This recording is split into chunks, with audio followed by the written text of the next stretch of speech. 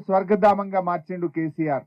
ఎన్ని ఐటీ కంపెనీలు అందరు కూడా ఇండియాలో ఐటీ కంపెనీ పెట్టాలంటే హైదరాబాద్కు వచ్చింది అందరు కూడా.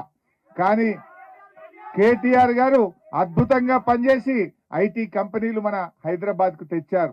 కానీ ఈరోజు చూస్తే ఈ ప్రభుత్వం మొత్తం కూడా ఆగమాగం అయిపోయింది. రైతుల పరిస్థితి కూడా వడ్లు కొనే పరిస్థితి లేదు, పత్తి కొనే పరిస్థితి లేదు. వెనకటికో సామెత ఉండేది, ఇగురం లేనోడు ఎగుసం చేస్తేనట వడ్లు వాగుపాలైనాయట, గడ్డి గాలిపాలైందట. రేవంత్ రెడ్డి పాలన కూడా గట్ల ఉన్నది. రేవంత్ రెడ్డి పాలన కూడా గట్ల తయారైపోయింది రాష్ట్రంలో. అంత ఆగమాగం అయింది. ఇప్పటికే అందరికి కూడా అర్థమైపోయింది.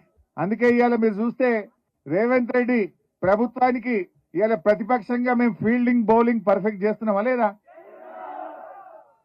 గుగ్లీలు పడుతున్నాయా లేవా?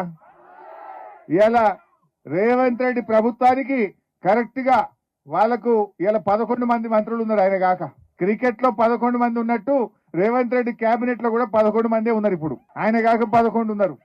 బీఆర్ఎస్ పార్టీ ప్రధాన ప్రతిపక్షంగా ఫీల్డింగ్ బ్రహ్మాండంగా చేస్తుంది, బౌలింగ్ బ్రహ్మాండంగా చేస్తుంది. కనుక ఆయన టీం ఒక్కొక్కడు కాంగ్రెస్ పార్టీ పెవిలియన్ దారి పడుతుంది. పెవిలియన్ దారి పడుతున్నది. ఏడాదిలో అర్థమైపోయింది కదా. డెఫినెట్ గా రాబోయే రోజుల్లో మళ్ళా మనమే కప్పు గెలుస్తాం. కేసీఆర్ గారు ఫుల్ ఫామ్ లకు వస్తున్నాడుగా. మన టీం గెలిపిస్తాడు కేసీఆర్. మళ్ళీ వచ్చేది బీఆర్ఎస్ గవర్నమెంటే.